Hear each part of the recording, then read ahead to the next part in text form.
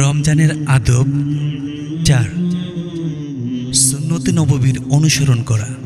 কোনো আমল তা যতই ইখলাসের সাথে সম্পাদন করা হোক না কেন, যদি আল্লাহর রাসূলের নির্দেশিত পদ্ধতিতে আদায় করা না হয় তবে তা কবুল করা হবে না, বরং আল্লাহর দরবার থেকে প্রত্যাখ্যাত হবে।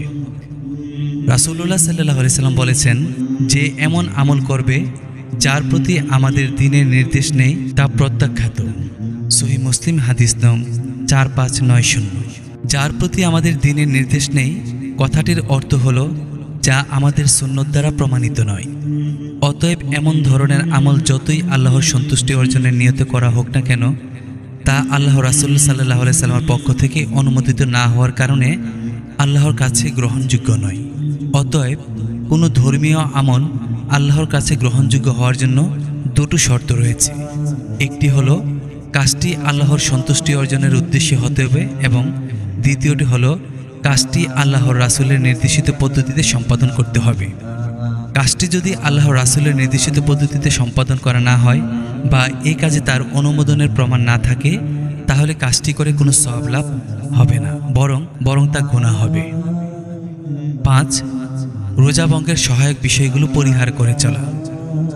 রোজা পালনকারীকে এ ব্যাপারে সাবধানতা অবলম্বন করতে হবে যে সকল আচার আচরণ রোজা ভঙ্গের কারণ হয় অথবা রোজা নষ্ট করার সহায়ক হয়, এমন সকল বিষয় থেকে দূরে থাকতে হবে।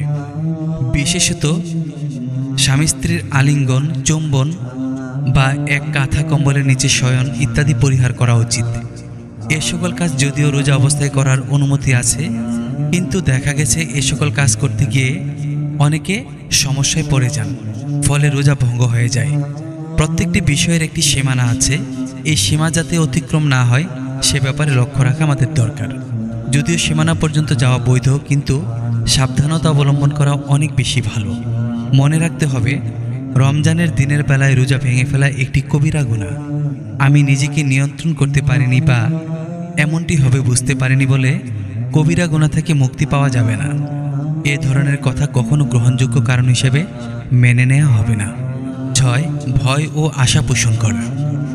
প্রত্যেক মুসলিম ব্যক্তির কর্তব্য হল রোজা, সালাত সহ সকল ইবাদত সঠিক পদ্ধতিতে আদায় করা, কিন্তু তার জানা থাকে না যে তার এই সালাত ও রোজা আল্লাহ কবুল করেছেন না প্রত্যাখ্যান করেছেন।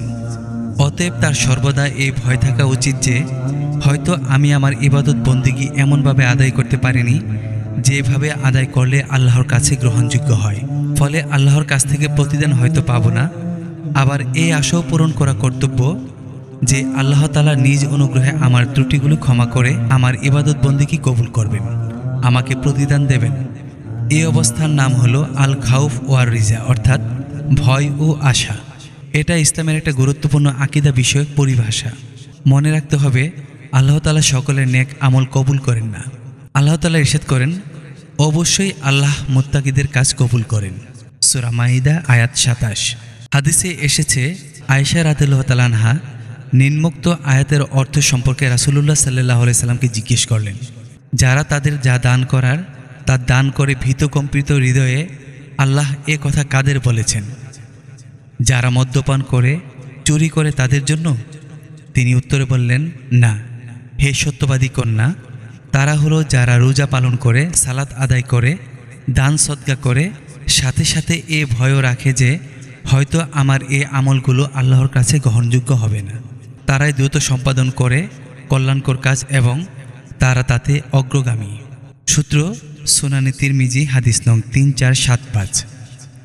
বর্ণিত আয়াত ও হাদিস দ্বারা স্পষ্ট হলো যে আল্লাহ ওই সকল মুমিনদের প্রশংসা করেছেন যারা নেক আমল করে কবুল হবে কি না হবে না এরকম একটা ভয় পোষণ করে এবং আমল আরও সুন্দর করার চেষ্টা করে। কিন্তু এই ভয় যেন আবার মানুষকে নৈরাশ্যবাদী না করে। কোনো অবস্থাতেই কোনো মুসলিম আল্লাহর অনুগ্রহ ও রহমত থেকে নিরাশ হতে পারে না। আল্লাহ সম্পর্কে নৈরাশ্যবাদী হওয়া একটা কুফরি। নেক আমল কবুল হওয়ার ব্যাপারে প্রবল আশাবাদী হবে, কিন্তু এই আশাবাদী মনোভাব যেন অহংকার ও আত্মতৃপ্তিতে না ফেলে দেয় সেদিকেও খেয়াল রাখতে হবে।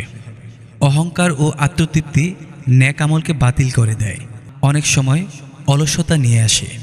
অপরদিকে ভয় মানুষকে তৎপর ও কর্মঠ হতে সাহায্য করে। তাই সকলের উচিত সকল প্রকার নেক আমল করতে হবে ভয় ও আশা নিয়ে, শুধু ভয় অথবা শুধুই পাওয়ার আশায় নয়। আল্লাহ আমাদেরকে আল্লাহর ভয় এবং আশা পাওয়ার তৌফিক দান করুন।